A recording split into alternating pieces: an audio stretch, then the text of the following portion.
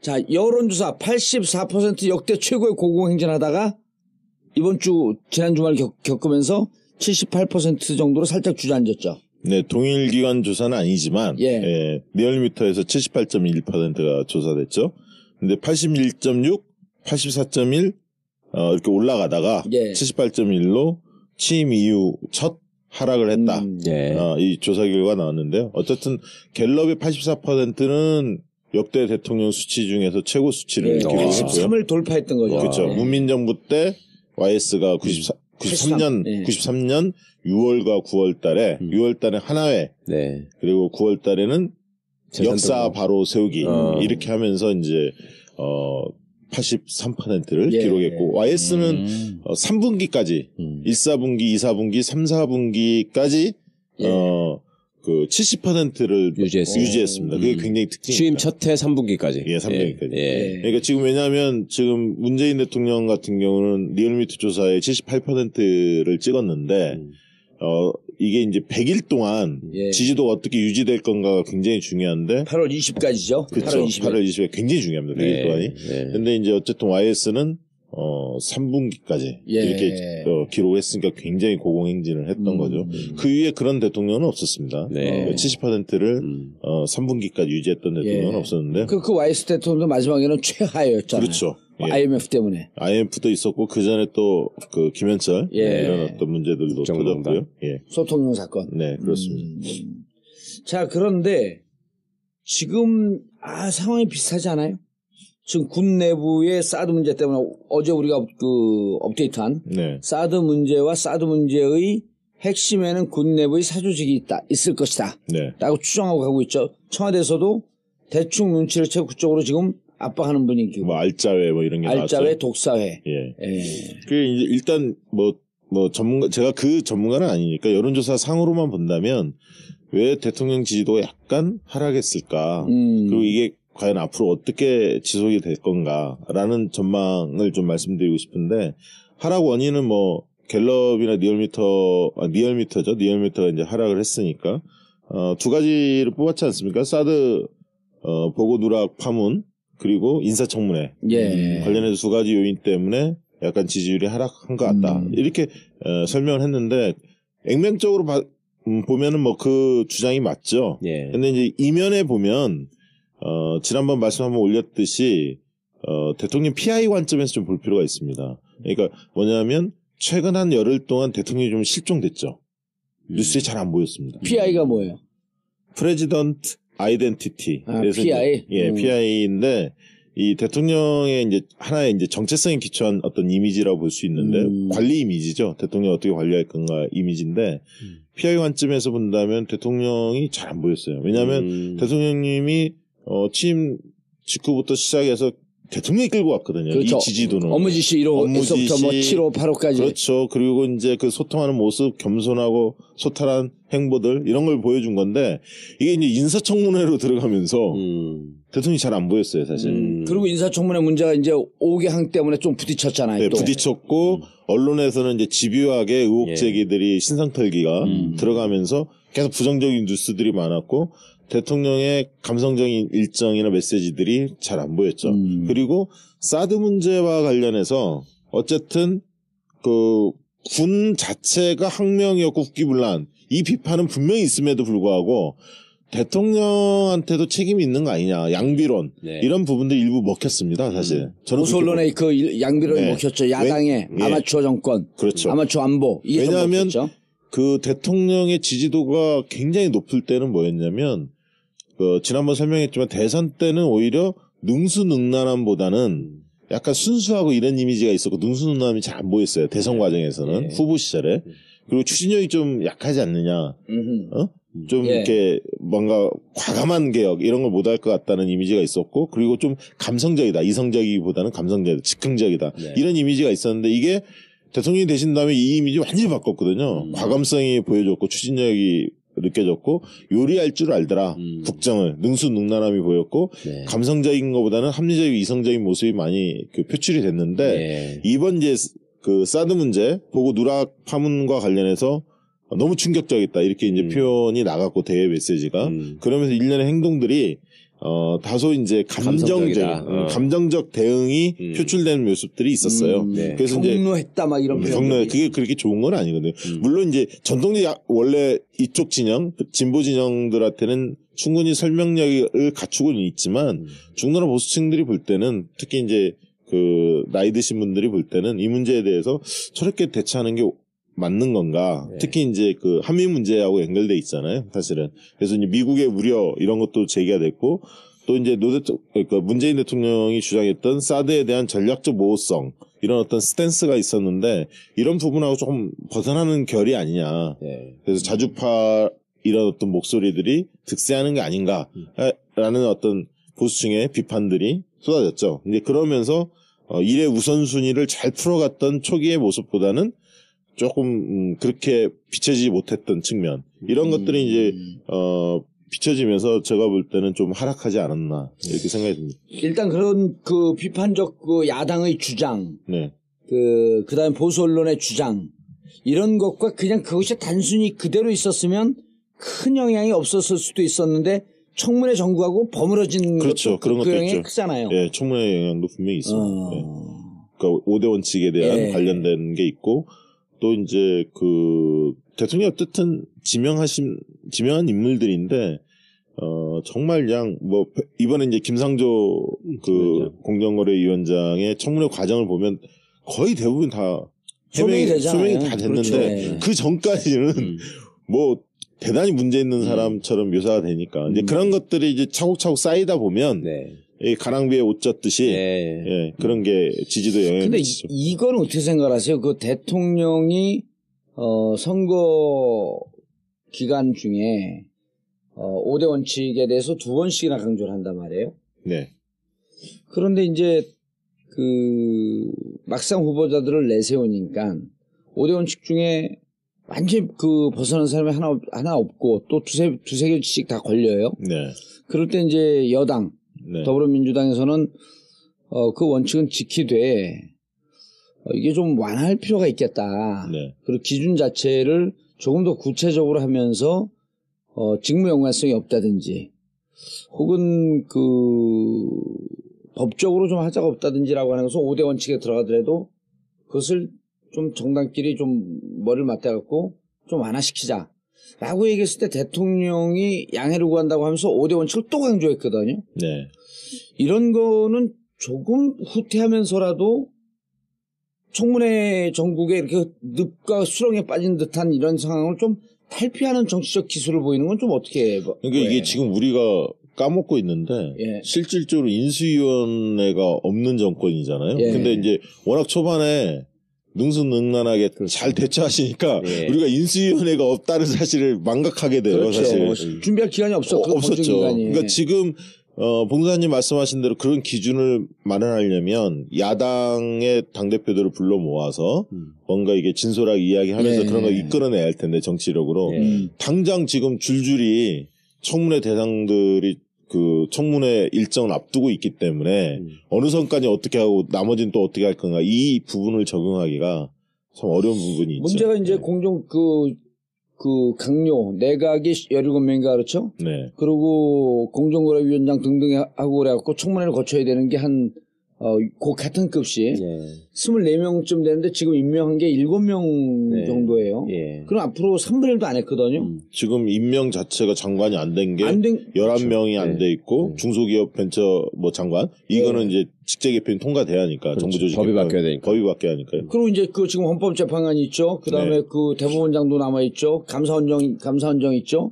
이런 등등 하게 되면 이제 24개인데 그중 7개 되고 그럼 자그마치 몇 개가 안 돼 있냐면 17개가 안 돼 있는 거예요.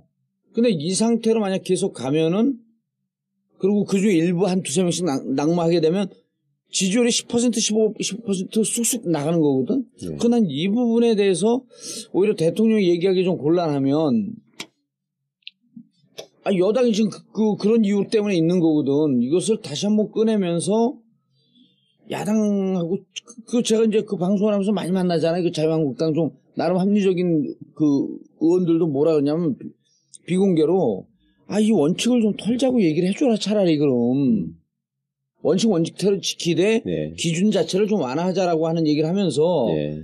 정치로 좀 풀어가려고 하는 노력을 했는데 너무 그 문재인 대통령이 딱 막고 있어갖고 네. 어느 정당도 얘기하기 좀 곤란한 거 아니냐. 아니, 지금 그 국회에서 그 얘기까지 나왔죠. 여야 간에 기준을 마련하자.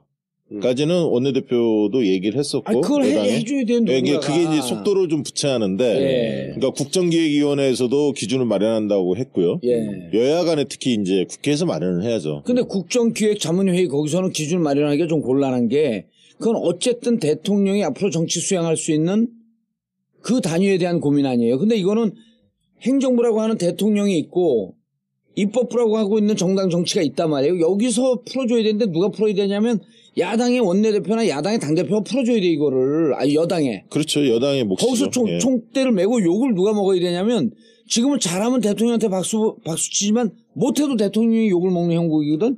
어찌 보면 정치가 실종이 됐어. 그 야당 추미애 대표가 자기한테 무슨 팟캐스트에서 발언한 거 같고 고발하겠다 이런 얘기 하지 말고 이런 걸 정치적으로 풀어주고 원내대표가 이런 걸 풀어줘야지 왜 웃지도 않네 이 인간이. 원내대표가 새로 뽑혔잖아. 예. 오원식 대표는 뭐 하시는 거예요 요새? 지금 이 얘기를 했어. 네. 이 얘기를 했는데 그거를 얘기하지 말고 야당 원내대표들을 만나서 적극적으로 오원식 원내대표가 좀 풀어줘야 되는 거야 이거를. 지금 이제 그 굉장히 몇 가지가 맞물려 있죠. 이제 그 얘기는 이렇게 얘기해 놨죠. 과거에 선례들이 많기 때문에 구체적 원칙을 어떻게 기준을 잡을지는 오래 안 걸릴 거다. 여야가 머리를 맞대면 과거의 선례들 논문은 어디까지 허용할 거고 예. 위장전이면 어떤 성격까지 어떻게 할 건지 뭐 이런 것들이 있기 때문에 그 얘기는 했었습니다. 근데 지금 이제 그 문제 추경의 문제 정부 조직 개편안 뭐 사실은 원내대표가 숙제가 좀 많이 떨어져 있는 상황인데 말씀하신 대로 지금 청문회가 줄줄이 있기 때문에 이 기준은 좀 무엇보다도 우선적으로 좀 빨리 마련할 필요가 있어. 그래서 내 생각에는 나는 이게 진짜 이제 문재인 대통령이 아주 정치적 상상력과 탄력성, 그 다음에, 이 진정성, 이걸 잘 버무린 비빔밥 좋아하시니까 비빔밥을 만들어야 되는데 간단해 이거 전국 탈옥막하기에. 자유한국당 3명, 바른정당 2명, 그 다음에 그 국민의당 2명, 7명. 장관 추천하라는 거예요. 주자고 한 2명씩. 그 통과될 사람 하나도 없거든. 네. 아무도 통과 못해요. 그럼 그때 이거 봐. 당신들이 추천한 사람들도 이렇게 안 되잖아. 그럼 이거 안 돼. 그리고 요 기준을 완화하고 실질적으로 그럼 각 당에다가 1명 내지 2명 정도 그 장관 줄 각오하고 이렇게 하고 풀게 되면 이거 국민들이 보기에 진짜 묘안이거든 이게. 자유한국당에 통과할 사람 있을까요? 지금 이제 그 기준이 구체적으로 그 마련되지 않다 보니까 5대 원칙에 대한 원칙적으로 배제되는 사람만을 뽑으려 하니까 굉장히 어려운 모양이에요. 그렇죠. 못 뽑아요. 여기 지금 우리 같은 사람들밖에 안 돼. 의원님은 선거법 풀리면. 풀리면. 나는 뭐죠 위장전입이 3건이 있거든. 그건 파팜이야. 파도 미담이야. 위장전입도. 그래요? 예. 나중에 뭐 장관직으로 갈 때 이야기하시죠. 아니 이제 안 가니까 난 안 가는데 그래서 생각을 해보세요. 이거 웃을 일이 아니라 자유한국당 2명 줘요. 누가 통과할까? 자유한국당에 통과될 수 있는 사람? 장관 후보로 자석 딱 찍었고 2 줘. 바른정당 2 줘. 국민의당 하나 내지 2 줘. 통과될 수 있을까요? 있을 것 같죠? 개인 줬다가 통과되면 어떡하지? 없죠. 절대 없어요, 절대. 하늘에 맹세코 절대 없어요. 그럼 그때, 이거 봐라. 정치인들이 정말 불법 하려고 그러지 않는데 상황이 이마저마하니, 이때 풀자 그러고 자유한국당에서는 후보 하나도 추천 못할 가능성이 높아요. 너네가 우리가 요 2 좌석을 비워놓을 테니 너네가 당내에서 검증해서 추천해 주세요. 앞으로 100년 동안 추천 못합니다. 그렇게 풀어나가자는 거야 정치를. 정치력을 기가 막히지 않아요? 아니 뭐 각 정당에 뭐 공식적으로 요청을 해서 공식적으로 요청해. 장관직을 추천해라. 우리가 후보를 못 구하니 국회의원 중에서 조건이 국회의원이야. 당신 당 소속 의원들 중에서 1명 내지 2명을 추천해 주시오. 그럼 검증합시다. 야, 그 대한민국 정치가 한 단계 뛰는 거야. 그때 이러저러한 기준이 아니고 5대 원칙은 놔두자. 다만 이것을 완화시킬 수 있는 아주 디테일한 이른바 이제 시행령 정도를 만들자. 이 얘기가 되는 거예요. 네, 네. 오늘 뭐 이 얘기 하려고 부르신 거죠? 그건 아니죠. 아이디어가 딱 그건 준비되어 있는데. 얘기하다 보니까 네. 아이디어가 나온 거지. 그리고 그래? 사드도 내가 아이디어가 있어요. 네. 사드 6기 배치하자는 거야. 네. 그래갖고 북한하고 협의를 해갖고 북한에서 그 내륙 지방을 피해서 동해안 쪽으로 쏘라는 거예요. 그 장약 이게 팍 터지는 거 말고 그냥 미사일만 쏘대는 거야. 그래서 잡을 수 있나 한번 해보자. 사드 쏴보자는 거예요. 그 잡으면 사드 배치하고 못 잡으면 그러니까 이거는 세계 어느 역사상 실전을 해본 적이 없어. 근데 실제로 북한하고 협의해서 북한한테 자 니네 그 쏘는 비용 네. 거기다 곱하기 2를 줘야 돼. 수익이 좀 있어야 되니까 북한 애들도. 아니 어때요? 기가 막히지 않아요? 기가 막히긴 한데 어이가 없네. 아니 그렇게 하고 실제로 해보고 미국 애들도 벙찌는 거 이렇게 되면 트럼프가 깜짝 놀랄 안을 제시해야 되는 거예요. 그래갖고 각도는 미리 잡아줘. 근데 요 안에서 요 레인지 안에서 부지불식간에 쏴야 되는 거야. 하나도 못 맞춰요. 맞출 것 같아요? 이 양반들은 말을 안 해.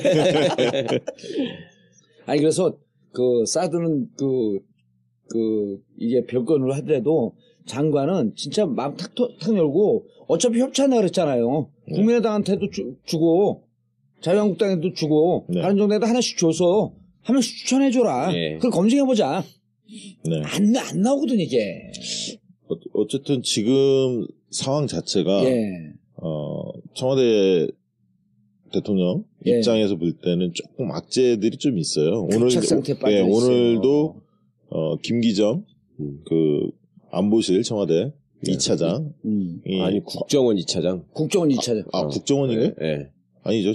청와대 안보실 안보실 2차장.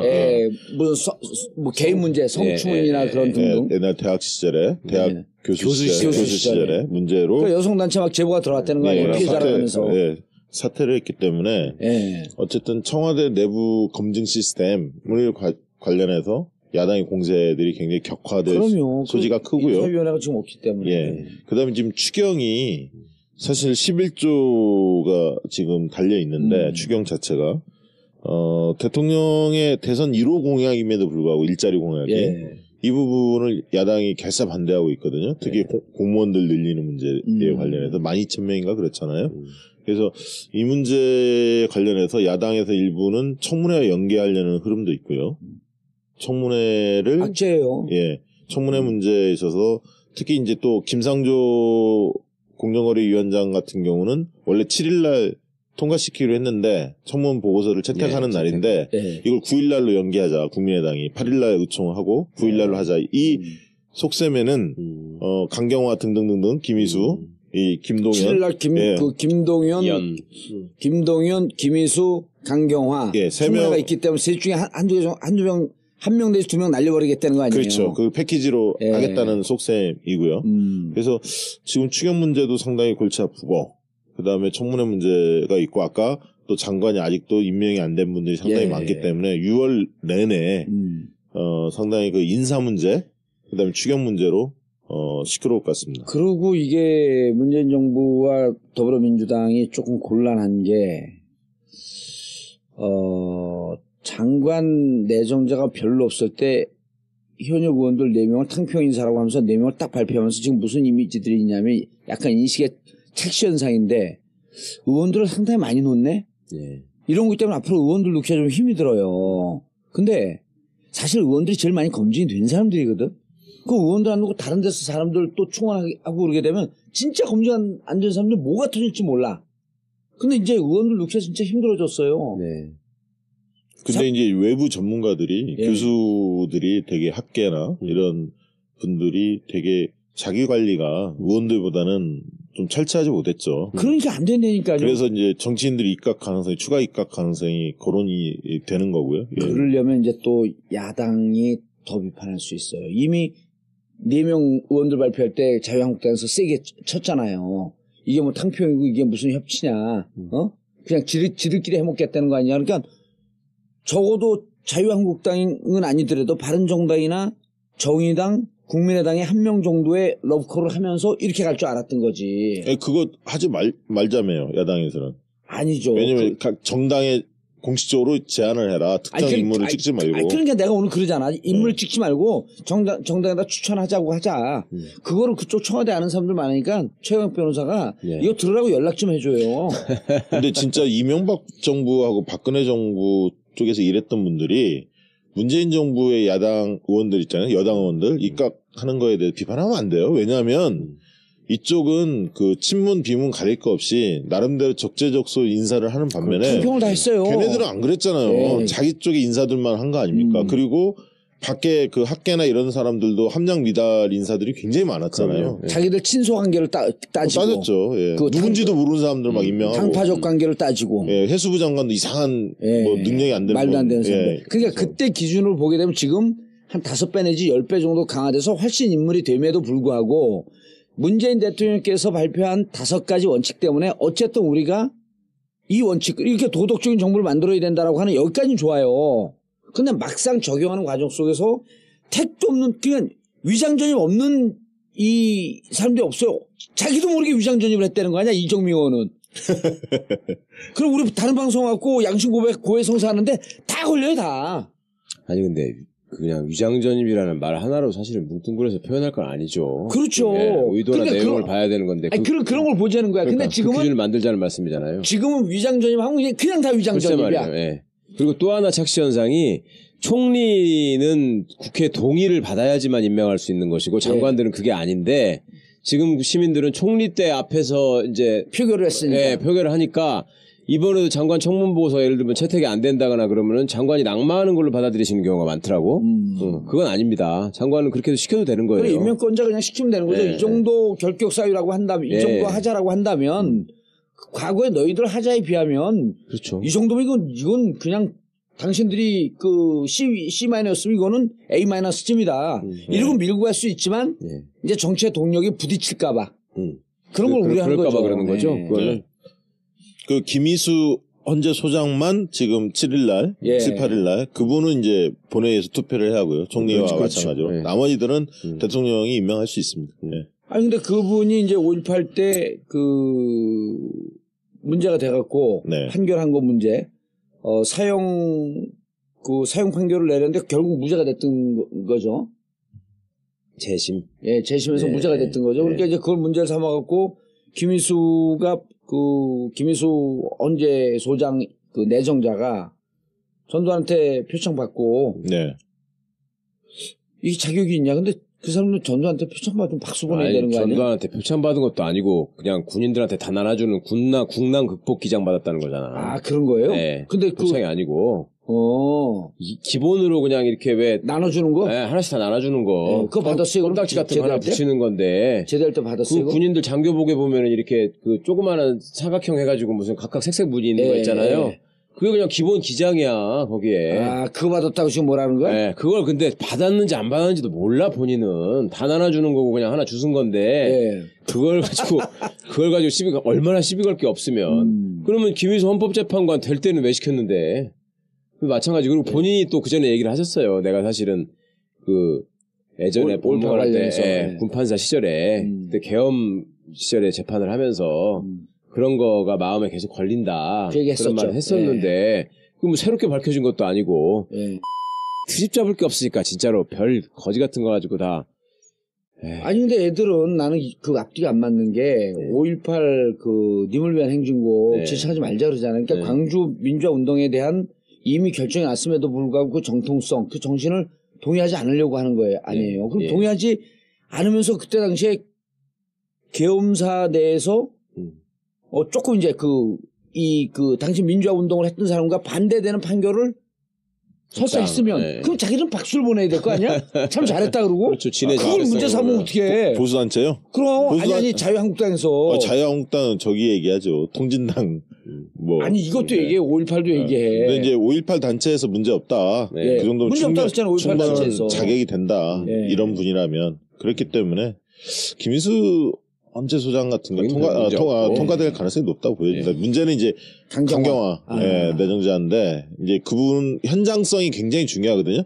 청문회 과정에서 실제로 어떻게 답변, 왜냐하면 이게 말도 안 되는 주장들도 굉장히 많거든요. 그렇죠. 김상조 내정자 과정을 봤잖아요. 그래서 현장에서 이걸 어떻게 잘 대처하냐가 중요하고, 특히 또 이게 반기문 하고 가까운 인사이기도 하고 또 여성계가 전폭적으로 지지하고 능력은 검증된 분이고 여러 또 상징성도 있기 때문에 아니 또 한일 위안부 희생자 할머니들이 그분들이 또 잘할 거라고 그 주장을 하고 있고 그렇기 때문에 근데 자꾸 이게 이제 뭐냐면 그분들도 선출직 공직자가 돼보지 않았기 때문에 문제 제기했을 때 빨리 답변하는 것보다 신중하고 정확하게 답변해야 되거든요.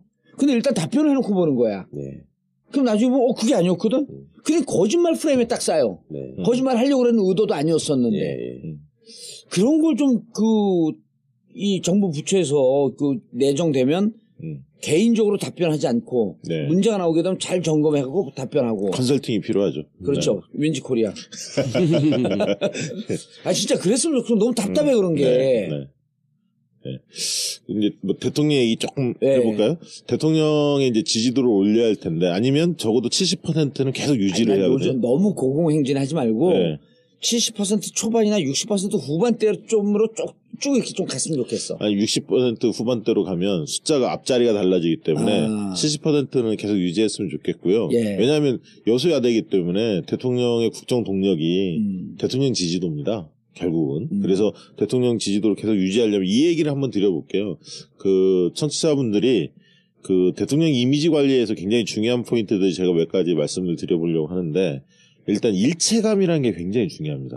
그러니까 대통령의 생각이 나의 생각과 비슷하다. 이 느낌을 줘야 돼요.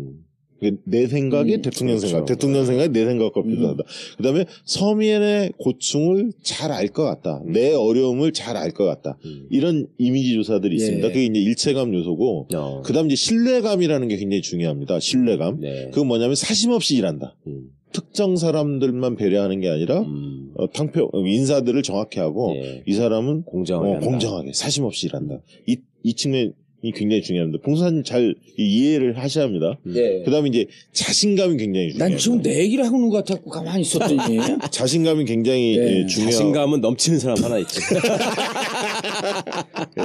나 왜 내 얘기를 계속 하는 거야, 근데. 그 다음에 이제 그 임기 중에 한 6개월까지는 성과가 잘 나오지 않기 때문에 방향의 적절성을 따집니다. 국정운영 방향의 적절성, 주요 정책의 방향의 적절성. 저거 바른 방향이다. 올바른 방향이다. 그다음 미래에 대한 남다른 대비가 돼 있다. 준비가 돼 있다. 이런 느낌을 주는 몇 가지 요소들이 있습니다. 이런 요소도 PI 요소들이 이게 대중들한테 긍정적으로 평가받는 수치가 높으면 국정 지지는 올라갈 수밖에 없습니다. 그래서 지금부터 저는 당부를 드리는 게 100일간의 이 플랜을 정확히 짜야 한다. 그게 꼭 정책만 있는 게 아니라 대통령 이미지 관리에 대한 정무적인 그 플랜이 명확히 짜 있어야 한다. 의제 관리, 대통령의 행보 어떻게 할 건지, PI 요소들에 대해서 어떤 식으로 구체화해서 그것을 만족도를 높일 건지. 그런 요소들의 만족도가 높아야 그게 대통령 지지도로 종합적으로 나옵니다. 그것이 곧 개혁의 동력이 되는 것이고. 네, 맞습니다. 그래서 이제 의제 관리도 포함이 돼 있고요. 근데 조금 걱정이 되는 게 그 국민의 정부, 참여정부 때 계속 있었던 여론조사 전문팀이 없는 건 아니고 있을 텐데 이거에 대한 강조가 좀 안 되는 것 같아요, 지금 정부에서. 그전에는 그러니까 비서관이 아예 딱 있었는데. 여론조사 전문 비서관이 밑에 있었던 거죠? 저희 참여정부 때는 대통령 비서실장 직속실에 있었습니다. 비서실장 직속이라고 그랬어요. 그 직위가 높았네, 그럼? 아니, 꼭 그런 건 아닌데, 왜냐하면 이게 특정 수석실로 가면, 특정 수석실 외에 여러 정책 수석실이나 이런 데에서도 여론조사 요구가 있을 수 있으니까 오로지 대통령만 해라. 대통령 비서실장 직속실로 해서 별도의 비서관실이 있었는데 이번에 이제 그게 없어지고 이제 비서실장이 뭐 주재해서 이렇게 하실 것 같은데 어쨌든 이게 지난번에 말씀드렸지만 지지도만 중요한 게 아닙니다. 지지도가 물론 지지도로 대표돼서 표출이 됩니다. 결론적으로는. 근데 지지도가 어떻게 움직이냐에 대한 원인은 여러 가지 분석이 필요하기 때문에 이게 이제 잘 관리해야 합니다. 특히 민심이라는 거는 하루아침에 확 올라가고 꺾이고 이러지 않고 도도하게 흐르고 사안별로 올라가고 내림은 있습니다만 근간들 기저 같은 게 있거든요. 지금은 굉장히 아무튼 첫 스타트가 좋았어요. 그렇기 때문에 대통령 지지도가 한꺼번에 이렇게 팍 떨어지고 이러지 않을 겁니다. 꽤 저는 지속이 될 거라고 보는데 예. 문제는 최근에 몇 가지 악재들이 6, 7월에 조금씩 누적될 가능성이 있어서 청문회 전국이 지금 굉장히 위험해요. 관리를 잘해야 합니다. 청문회 전국이 실제 위험하고 아까도 얘기했죠. 인수위가 없었기 때문에 그걸 너무나 초반에 잘했기 때문에 우리가 까먹었는데 그게 없었다는 것의 어려움이 지금 이제 청문회 과정에서 드러나고 있죠. 여러 가지. 그러니까 그 뒤집어서 이렇게 생각해 보면 문재인 대통령께서 후보 시절에 우리 이런 인사를 쓰겠다라고 하면서 원칙을 만약에 얘기하지 않았으면 지금 청문회 전국이 상당히 순탄해요. 너네들하고 한 거하고 비교해봐라. 딱 이 얘기만 하면 되거든. 야 그때 누구누구하고 통과된 누구누구하고 딱 객관적으로 비교해봐. 통과야 이거는. 그렇죠. 이렇게 되는데 이제 투명하고 도덕적이고 정의로운 촛불의 민심을 받은 정부를 구성해야 되겠다라고 하는 약속 때문에 이렇게 된 건데 그럼에도 불구하고 청문회 전국이 지금 좀 위험하긴 해요. 그렇죠. 청문회 전국도 그렇고 아까 추경도 말씀드렸는데 아니 청문회 전국 잘 타야지 추경이 넘어간다니까. 그렇죠. 추경이 보시면 어느 대통령이나 대통령 대표 공약은 마음에 안 들더라도 야당이 통과시켜줘요. 4대강도 그랬지 않습니까? 사실 4대강 걸고 당선된 거 아니냐 이렇게 주장하기 때문에 통과시켜줄 수밖에 없었거든요. 4대강 그냥 통과시킨 겁니다. 아니야 나를 제물로 삼아갖고 제물로 맞추고 통과시켜줬어. 그런데 문재인 대통령 1호 공약 일자리 공약이거든요. 그리고 공공부문 일자리를 17만 개를 약속하고 전체 81만 개를 약속했는데 이번 추경에서 이거 바로 까잖아 조명. 12,000명 공공부문 공무원들 나머지는 이제 11만 명인데 공공 분야 뭐 이런 일자리까지 다 포함하면 그런데 이거를 대표 공약을 추경해서 돈도 세수 초과분을 중심으로 세계 잉여분 뭐 이런 걸 중심으로 11조가 마련된 거 아닙니까 사실. 그럼에도 이 부분을 이제 발목 잡는 것은 굉장히 지나치죠 사실. 그래서 이거는 어떻게 보면 문재인 후보를 지지했던 사람들이 볼 때는 상당히 분통 터질 만한 일이고 진보 언론이나 이런 데에서도 저는 균형감을 가져야 한다 봅니다. 왜냐하면 이 부분은 관례였거든요. 사실 창조경제혁신센터 막 이런 것들도 박근혜 대통령 뭐 줄푸세 할 때도 사실은 대표 공약이기 때문에 그냥 넘어가는 측면이 있었거든요. 대통령 당선되고 난 다음에 추경들은 다 통과시켜줬잖아요. 그렇죠. 지난번에도 작년에도 추경을 했고요. 지난번에는 이제 조선업 이거 관련해서 돈을 좀 많이 썼죠. 근데 이번에 이제 일자리 추경으로 방점을 찍힌 건 처음입니다. 추경 자체가. 근데 이제 이 정도면 통과를 시켜주는 게 관례인데 이 부분 관련해서 야당이 어쨌든 지금까지 보인 자세는 굉장히 완강하게 반대를 하고 있기 때문에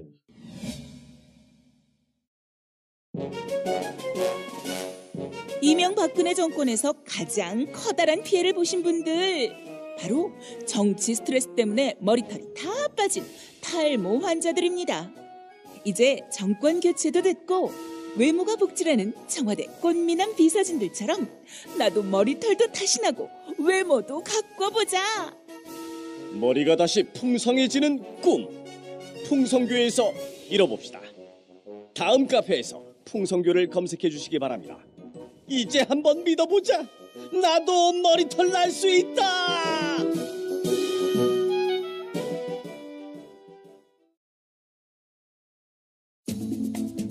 책으로 만나는 정봉주의 전국구 끝까지 물어주마. 지금 인터넷 서점에서 주문하세요. 정권 교체하고 오래오래 행복하게 살려면 건강도 지켜야죠. 봉도사의 몸짱 프로젝트 제1탄 골방 몸짱, 제2탄 나만 따라해. 여러분의 일상을 행복하게 만들어드립니다. 책으로 만나는 전국구 끝까지 물어주마. 몸짱 프로젝트 골방 몸짱 그리고 나만 따라해. 인터넷 서점에서 구입하세요.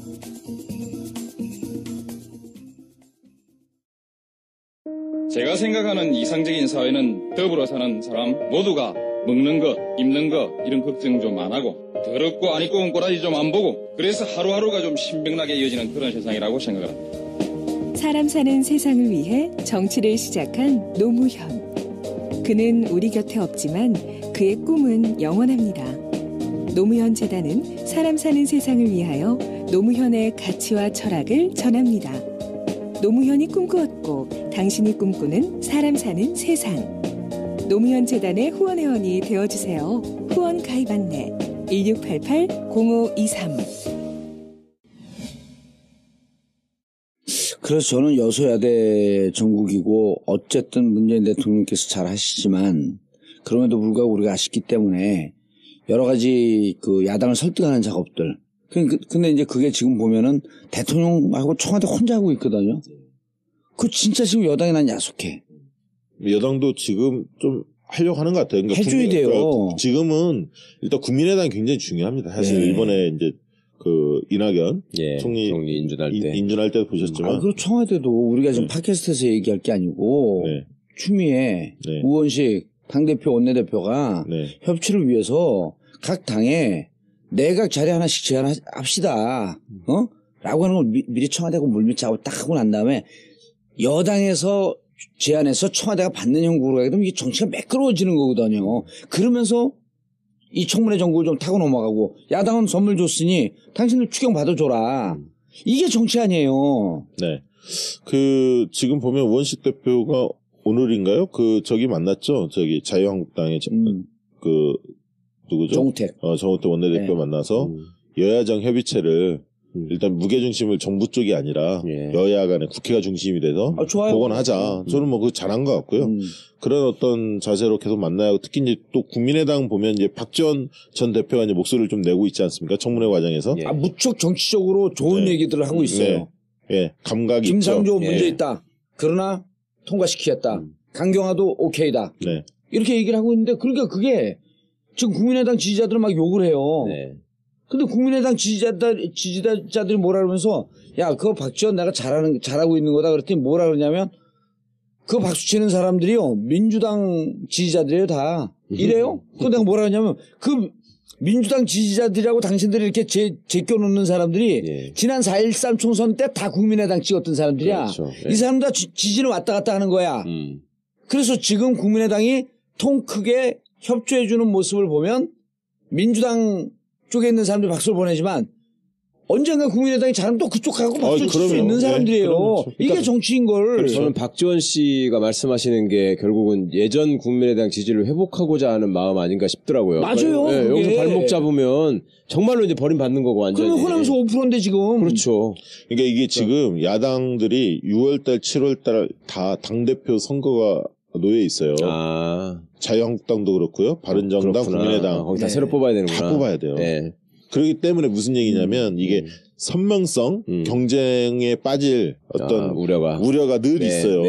그 속에서 진짜 아까 박지원 전 대표처럼 중심을 잡아주는 중진들의 역할들이 굉장히 중요하고 또 초재선들이 정부운동을 전개하잖아요. 하려고 하는데 어떻게 될지는 모르겠습니다. 자유한국당이나 바른정당이나 이제 그런 사람들이 어떤 입장을 표명하느냐에 따라서 약간 좀 움직일 수도 있겠죠. 그리고 이렇게 하는 게 제일 좋아요. 뭐냐면 지금 4개 정당 아니에요? 5개 정당인가? 5개 정당이 정의당까지. 그래서 원내대표를 뽑고 원내대표 그 협의체를 만들자 그러면 돼요. 그럼 5개 정당 되잖아요. 그럼 원내대표 협의체 회장을 또 뽑아야 될 거 아니야. 그걸 가위바위보에서 이긴 사람을 시켜. 이게 복불복이에요. 그 사람 주도적 역할을 하면서 정당들이 협치하는 틀을 만들어서 이 안을 갖고 청와대 제안을 하자. 1등 해갖고 정의당이 1등 할 수 있어요. 협의체 대표. 이렇게 해갖고 좀 이제는 정당이 그게 또 사실 누구한테 제일 좋냐면 더불어민주당한테 제일 좋은 거예요. 여소야대이기 때문에 우리가 이것을 돌파할 수 있는 아이디어를 당에서 줘야 한다. 그리고 이제 6월 달에 어쨌든 지지도를 계속 관리하려면 대통령이 좀 전면에 나서는 일정들이 좀 많았으면 좋겠다. 시민들을 직접적으로 접촉하시고 그 적폐 현장이라든가 이런 속에서 메시지를 했으면 좋겠고 그다음에 6월 달로 예정돼 있는 아직 일정은 픽스가 안 된 모양인데요. 한미 정상회담 등 있죠. 외교 일정들이 쭉 있습니다. 그때부터 이제 조초기지. 7월 달에 또 그 G20이 있고. G20이 있죠. 그다음 한중 또 정상회담 가능성이 있고요. 그래서 6월과 7월을 잘 보내면 7월 초순을 잘 보면 7월 중순 이후에는 되게 그 휴가철입니다. 지지도 별로 안 움직여요. 8월 초까지. 그러다가 8월 광복절 메시지 굉장히 중요하고요. 광복절 앞두고 민생 살리기 대사면 복권을 하는 거야 이때 또. 사면도 있군요. 그러면 그때가 최고야. 그다음에 이제 8월 중순에는 광복절 앞두고 또 일본과의 관계, 대일본 메시지들이 있거든요. 되게 그때는 약간 결집 효과 같은 게 나타납니다. 그러니까 대통령 중심으로 그렇지. 이렇게 좀 지지세가 몰리는 그런 어떤 흐름들이 있기 때문에 특히 6월과 7월 초 이때를 잘 관리하면 8월 중순까지 잘 갈 수 있다. 100일은 8월 20일이에요. 네. 그리고 8월 20일 전에 8월 15일 날 그냥 대대적으로 정치인은 한 명만 딱 하면 돼. 여러 명 할 필요 없어. 돈 먹은 정치인 하지 마. 억울하게 피해당한 사람만 한 명 하면 돼. 누구라고 꼭 얘기는 안 해. 그렇게 잘 8월 20일까지 찍으면 그 뒤에 정기국회나 이런 등등 국정감사나 이 부분은 박근혜 정부 때 일 가지고 하기 때문에 큰 타격이 별로 없습니다. 그래서 100일 이 전투, 100일 관리, 국정관리를 좀 꼼꼼하게 잘 했으면 좋겠다는 생각이 듭니다. 저는 우리 지지자들이 어떻게 행동해야 되는지 어떻게 생각해? 지지자들에 대해서 한마디 지지자들이요? 해줘. 예. 지지자들은 나름대로 현명하게 잘하고 계시던데요. 지지자들이 제일 잘하는 것 같아. 예. 지지자들이 좀 우리 잘한다고 격려 문자도 좀 보내주고. 요즘에 좀 후달리세요? 안 달려요. 근데 실제로 가끔가다 이제 내가 말 막 함부로 하고 그래도 이상하게 나한테 그거 안 보내더라고. 아니 그리고 이번에 뭐 문자 참여, 문자 행동 뭐 이런 얘기도 나왔는데 어쨌든 박지원 대표 이런 뭐 이야기들 옳은 이야기들을 할 때는 박수 보내주고 이런 특히 이제 국민의당이나 바른정당 이런 등등에서 처신을 잘 할 때에 대한 또 격려 문자, 응원 문자 이런 것들도 좀 필요해 보입니다. 알겠습니다. 자, 오늘 대통령 국정수행 지지도 그리고 향후 100일 동안 어떻게 이 정부를 끌어가야 될지 앞으로 이제 한 달에 한 번 정도는 여론조사를 근거로 해서 얘기를 좀 지속적으로 할 필요가 있어요. 짧게라도. 그래야지 국민들, 우리 청취자분들께서 정치를 보는 눈이 확실히 업그레이드 될 수 있도록. 정봉주 전국구 마치겠습니다. 감사합니다. 감사합니다. 자, 여론조사 84% 역대 최고의 고공행진하다가 이번 주 지난 주말 겪으면서 78% 정도로 살짝 주저앉았죠. 네, 동일기관 조사는 아니지만 리얼미터에서 78.1%가 조사됐죠. 근데 81.6, 84.1 이렇게 올라가다가 78.1로 취임 이후 첫 하락을 했다. 이 조사 결과가 나왔는데요. 어쨌든 갤럽의 84%는 역대 대통령 수치 중에서 최고 수치를 기록했고요. 83을 돌파했던 거죠. 그렇죠. 문민정부 때 YS가 93년 6월과 9월 달에 6월 달에 하나회 그리고 9월 달에는 역사 바로 세우기 이렇게 하면서 이제 83%를 기록했고 YS는 3분기까지 1, 4분기, 2, 4분기, 3, 4분기까지 그 70%를 유지했습니다. 그게 굉장히 특징입니다. 취임 첫해 3분기까지. 3분기까지. 그러니까 지금 왜냐하면 지금 문재인 대통령 같은 경우는 리얼미터 조사에 78%를 찍었는데 이게 이제 100일 동안 지지도가 어떻게 유지될 건가가 굉장히 중요한데 8월 20까지죠. 그렇죠. 8월 20일 굉장히 중요합니다. 100일 동안이. 근데 이제 어쨌든 YS는 3분기까지 이렇게 기록했으니까 굉장히 고공행진을 했던 거죠. 그 위에 그런 대통령은 없었습니다. 70%를 3분기까지 유지했던 대통령은 없었는데 그 YS 대통령도 마지막에는 최하였잖아요. 그렇죠. IMF 때문에. IMF도 있었고 그 전에 또 그 김현철 이런 어떤 문제들도 터졌고요. 소통용 사건. 네, 그렇습니다. 자, 그런데 지금 상황이 비슷하지 않아요? 지금 군 내부의 사드 문제 때문에 어제 우리가 그 업데이트한 사드 문제와 사드 문제의 핵심에는 군 내부의 사조직이 있을 것이다. 라고 추정하고 가고 있죠. 청와대에서도 대충 눈치를 채고 그쪽으로 지금 압박하는 분위기고. 뭐 알짜회 뭐 이런 게 나왔죠. 알짜회, 독사회.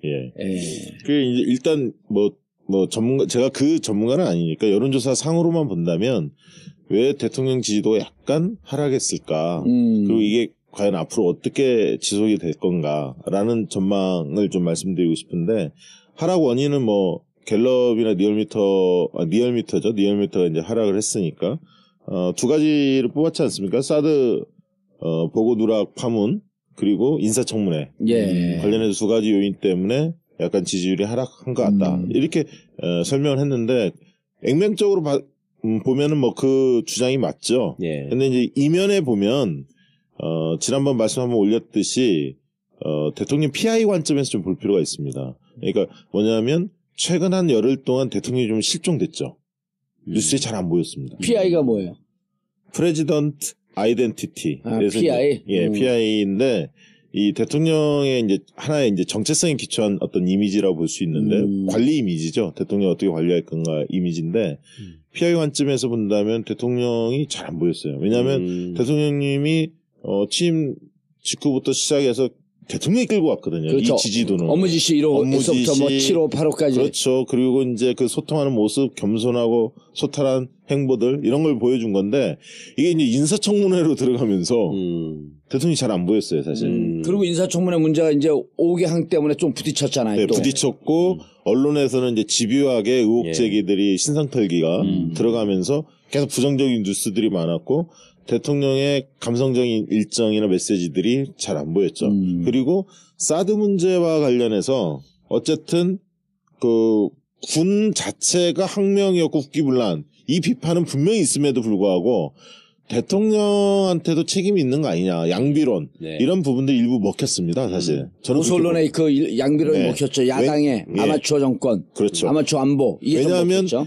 그 대통령의 지지도가 굉장히 높을 때는 뭐였냐면 지난번 설명했지만 대선 때는 오히려 능수능란함보다는 약간 순수하고 이런 이미지가 있었고 능수능란함이 잘 안 보였어요. 대선 과정에서는 후보 시절에. 그리고 추진력이 좀 약하지 않느냐. 좀 이렇게 뭔가 과감한 개혁 이런 걸 못할 것 같다는 이미지가 있었고 그리고 좀 감성적이다. 이성적이기보다는 감성적이다. 즉흥적이다. 이런 이미지가 있었는데 이게 대통령이 되신 다음에 이 이미지 완전히 바꿨거든요. 과감성이 보여줬고 추진력이 느껴졌고 요리할 줄 알더라. 국정을 능수능란함이 보였고 감성적인 것보다는 합리적이고 이성적인 모습이 많이 표출이 됐는데 이번 이제 그 사드 문제 보고 누락 파문과 관련해서 너무 충격적이다 이렇게 이제 표현이 나갔고 대외 메시지가 그러면서 일련의 행동들이 다소 이제 감정적 대응이 표출되는 모습들이 있었어요. 그래서 경로했다 막 이런 경로 그게 그렇게 좋은 건 아니거든요. 물론 이제 전통적 원래 이쪽 진영 진보 진영들한테는 충분히 설명력을 갖추고는 있지만 중도나 보수층들이 볼 때는 특히 이제 그 나이 드신 분들이 볼 때는 이 문제에 대해서 저렇게 대처하는 게 맞는 건가? 특히 이제 그 한미 문제하고 연결돼 있잖아요, 사실은. 그래서 이제 미국의 우려 이런 것도 제기가 됐고 또 이제 그러니까 문재인 대통령이 주장했던 사드에 대한 전략적 모호성 이런 어떤 스탠스가 있었는데 이런 부분하고 조금 벗어나는 결이 아니냐. 그래서 자주파 이런 어떤 목소리들이 득세하는 게 아닌가라는 어떤 보수층의 비판들이 쏟아졌죠. 이제 그러면서 일의 우선순위를 잘 풀어갔던 초기의 모습보다는 조금 그렇게 비춰지지 못했던 측면 이런 것들이 이제 비춰지면서 제가 볼 때는 좀 하락하지 않았나 이렇게 생각이 듭니다. 일단 그런 그 비판적 그 야당의 주장, 그다음 보수 언론의 주장 이런 것과 그냥 그것이 단순히 그대로 있었으면 큰 영향이 없었을 수도 있었는데 청문회 전국하고 버무러진 그렇죠. 것도 그런 것도 그 영향이 있죠. 크잖아요. 예, 청문회 영향도 분명히 있어요. 그러니까 5대 원칙에 대한 관련된 게 있고 또 이제 그 대통령 어쨌든 지명한 인물들인데 정말 그냥 뭐 이번에 이제 김상조 그 공정거래위원장의 청문회 과정을 보면 거의 대부분 다 소명이 다 됐는데 그렇죠. 그 전까지는 뭐 대단히 문제 있는 사람처럼 묘사가 되니까 이제 그런 것들이 이제 차곡차곡 쌓이다 보면 이 가랑비에 옷 젖듯이 그런 게 지지도 영향을 미치죠. 근데 이건 어떻게 생각하세요? 그 대통령이 선거 기간 중에 5대 원칙에 대해서 2번씩이나 강조를 한단 말이에요. 그런데 이제 그 막상 후보자들을 내세우니까 5대 원칙 중에 완전히 그 벗어난 사람이 하나 없고 또 두세 개씩 다 걸려요. 그럴 때 이제 여당 더불어민주당에서는 그 원칙은 지키되 이게 좀 완화할 필요가 있겠다. 그리고 기준 자체를 조금 더 구체적으로 하면서 직무 연관성이 없다든지 혹은 그 법적으로 좀 하자가 없다든지라고 하는 것은 5대 원칙에 들어가더라도 그것을 좀 정당끼리 좀 머리를 맞대갖고 좀 완화시키자라고 얘기했을 때 대통령이 양해를 구한다고 하면서 5대 원칙을 또 강조했거든요. 이런 거는 조금 후퇴하면서라도 청문회 전국에 이렇게 늪과 수렁에 빠진 듯한 이런 상황을 좀 탈피하는 정치적 기술을 보이는 건 좀 어떻게 그러니까 이게 지금 우리가 까먹고 있는데 예. 실질적으로 인수위원회가 없는 정권이잖아요. 예. 근데 이제 워낙 초반에 능수능란하게 잘 대처하시니까 예. 우리가 인수위원회가 없다는 사실을 망각하게 돼요. 그렇죠. 사실 준비할 기간이 없었죠. 그러니까 지금 봉사님 말씀하신 대로 그런 기준을 마련하려면 야당의 당대표들을 불러 모아서 뭔가 이게 진솔하게 이야기하면서 예. 그런 걸 이끌어내야 할 텐데 정치력으로 당장 지금 줄줄이 청문회 대상들이 그 청문회 일정을 앞두고 있기 때문에 어느 선까지 어떻게 하고 나머지는 또 어떻게 할 건가 이 부분을 적용하기가 참 어려운 부분이 있죠. 문제가 이제 공정 그 강요 내각이 17명인가 그렇죠? 네. 그리고 공정거래위원장 등등 하고 그래갖고 청문회를 거쳐야 되는 게 그 같은 급씩 24명쯤 되는데 지금 임명한 게 7명 정도예요. 예. 그럼 앞으로 3분의 1도 안 했거든요. 지금 임명 자체가 장관이 안 된 게 11명이 그렇죠. 안 돼 있고 중소기업 벤처 뭐 장관 이거는 이제 직제 개편이 통과돼야 하니까 그렇죠. 정부 조직 법이 바뀌어야 되니까. 법이 바뀌어야 하니까요. 그리고 이제 그 지금 헌법재판관이 있죠. 그 다음에 그 대법원장도 남아있죠. 감사원장 있죠. 이런 등등 하게 되면 이제 24개인데 그중 7개 되고 그럼 자그마치 몇 개가 안 돼 있냐면 17개가 안 돼 있는 거예요. 근데 이 상태로 만약 계속 가면은 그리고 그중에 일부 한 두세 명씩 낙마하게 되면 지지율이 10% 15% 쑥쑥 나가는 거거든. 그난 이 부분에 대해서 오히려 대통령이 얘기하기 좀 곤란하면 여당이 지금 그런 이유 때문에 있는 거거든. 이것을 다시 한번 꺼내면서 야당하고 제가 이제 그 방송을 하면서 많이 만나잖아요. 그 자유한국당 좀 나름 합리적인 그 의원들도 뭐라 그러냐면 비공개로 이 원칙을 좀 털자고 얘기를 해줘라 차라리 그럼. 원칙대로 지키되 기준 자체를 좀 완화하자라고 하는 얘기를 하면서 정치로 좀 풀어가려고 하는 노력을 했는데 너무 그 문재인 대통령이 딱 막고 있어갖고 어느 정당도 얘기하기 좀 곤란한 거 아니냐. 아니, 지금 그 국회에서 그 얘기까지 나왔죠. 여야 간에 기준을 마련하자. 까지는 원내대표도 얘기를 했었고. 그걸 해줘야 되는데. 그게 이제 속도를 좀 붙여야 하는데. 그러니까 국정기획위원회에서도 기준을 마련한다고 했고요. 여야 간에 특히 이제 국회에서 마련을 해야죠. 근데 국정기획자문회의 거기서는 기준을 마련하기가 좀 곤란한 게 그건 어쨌든 대통령이 앞으로 정치 수행할 수 있는 그 단위에 대한 고민 아니에요. 근데 이거는 행정부라고 하는 대통령이 있고 입법부라고 하고 있는 정당 정치가 있단 말이에요. 여기서 풀어줘야 되는데 누가 풀어야 되냐면 야당의 원내대표나 야당의 당대표가 풀어줘야 돼 이거를. 여당에. 그렇죠. 여당의 몫이죠. 거기서 총대를 메고 욕을 누가 먹어야 되냐면 지금은 잘하면 대통령한테 박수 치지만 못해도 대통령이 욕을 먹는 형국이거든. 어찌 보면 정치가 실종이 됐어. 그 야당 추미애 대표가 자기한테 무슨 팟캐스트에서 발언한 거 갖고 고발하겠다 이런 얘기 하지 말고 이런 걸 정치적으로 풀어주고 원내대표가 이런 걸 풀어줘야지 왜 웃지도 않네 이 인간이. 원내대표가 새로 뽑혔잖아. 오원식 대표는 뭐 하시는 거예요 요새? 지금 이 얘기를 했어.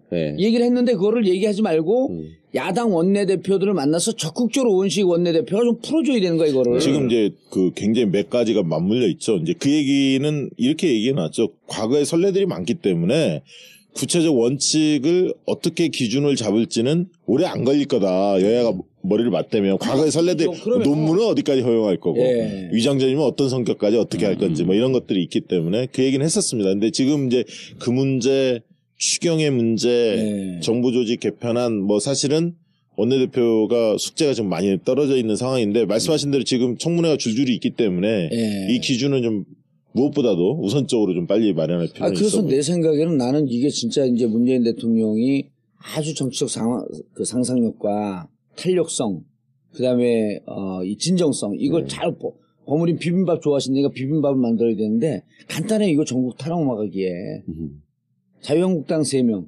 바른정당 2명, 그 다음에 그 국민의당 2명, 7명 장관 추천하라는 거예요. 주자고 한 2명씩. 그 통과될 사람 하나도 없거든. 아무도 통과 못해요. 그럼 그때 이거 봐. 당신들이 추천한 사람들도 이렇게 안 되잖아. 그럼 이게 안 돼. 그리고 요 기준을 완화하고 실질적으로 그럼 각 당에다가 1명 내지 2명 정도 그 장관 줄 각오하고 이렇게 하고 풀게 되면 이거 국민들이 보기에 진짜 묘안이거든, 이게. 자유한국당에 통과할 사람 있을까요? 지금 이제 그 기준이 구체적으로 그 마련되지 않다 보니까 5대 원칙에 대한 원칙적으로 배제되는 사람만을 뽑으려 하니까 굉장히 어려운 모양이에요. 그렇죠. 못 뽑아요. 여기 지금 우리 같은 사람들밖에 안 돼. 의원님은 선거법 풀리면. 풀리면. 예. 나는 뭐죠? 위장전입이 3건이 있거든? 네. 그건 파팜이야. 파도 미담이야. 위장전입도. 아, 그래요? 예. 나중에 장관직으로 갈 때 이야기하시죠. 아니, 이제 안 가니까 난 안 가는데 그래서 네.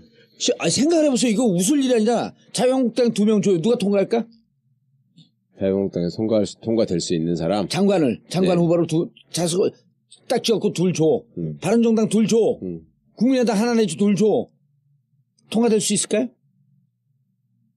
있을 것 같죠? 개인 줬다가 통과되면 어떡하지? 없죠. 절대 없어요, 절대. 네. 하늘에 맹세코 절대 없어요. 그럼 그때, 이거 봐라. 정치인들이 정말 불법 하려고 그러지 않는데 상황이 이마저마하니, 이때 풀자 그러고 자유한국당에서는 후보 하나도 추천 못할 가능성이 높아요. 네. 우리가 요 2 자석을 비워놓을 테니 너네가 당내에서 검증해서 추천해 주세요. 앞으로 100년 동안 추천 못합니다. 그렇게 풀어나가자는 거야, 정치를. 네, 정치력을. 네, 기가 막히지 않아요? 네. 아니, 각 정당에. 네. 공식적으로 요청을 해서. 공식적으로 요청해. 장관직을 추천해라. 우리가 후보를 못 구하니. 네. 국회의원 중에서 조건이 국회의원이야. 네. 당신 당 소속 의원들 중에서 1명 내지 2명을 추천해 주시오. 그럼 검증합시다. 야, 그럼 대한민국 정치가 한 단계 뛰는 거야. 그때 이러저러한 기준하고 5대 원칙은 놔두자. 다만 이것을 완화시킬 수 있는 아주 디테일한 이른바 이제 시행령 정도를 만들자. 이 얘기가 되는 거예요. 네. 오늘 이 얘기 하려고 부르신 거죠? 그건 아니죠. 아이디어가 딱 그건 준비되어 있는데. 얘기하다 보니까 네. 아이디어가 나온 거지. 그리고 사드도 내가 아이디어가 있어요. 네. 사드 6기 배치하자는 거야. 네. 그래갖고 북한하고 협의를 해갖고 북한에서 그 내륙 지방을 피해서 동해안 쪽으로 쏘라는 거예요. 그 장약 이게 확 터지는 거 말고 그냥 미사일만 쏘대는 거야. 그래서 잡을 수 있나 한번 해보자. 사드 쏴보자는 거예요. 그 잡으면 사드 배치하고 못 잡으면 그러니까 이거는 세계 어느 역사상 실전을 해본 적이 없어. 근데 실제로 북한하고 협의해서 북한한테 자 니네 그 쏘는 비용 거기다 곱하기 2를 줘야 돼. 수익이 좀 있어야 되니까 북한 애들도. 아니 어때요? 기가 막히지 않아요? 기가 막히긴 한데 어이가 없네.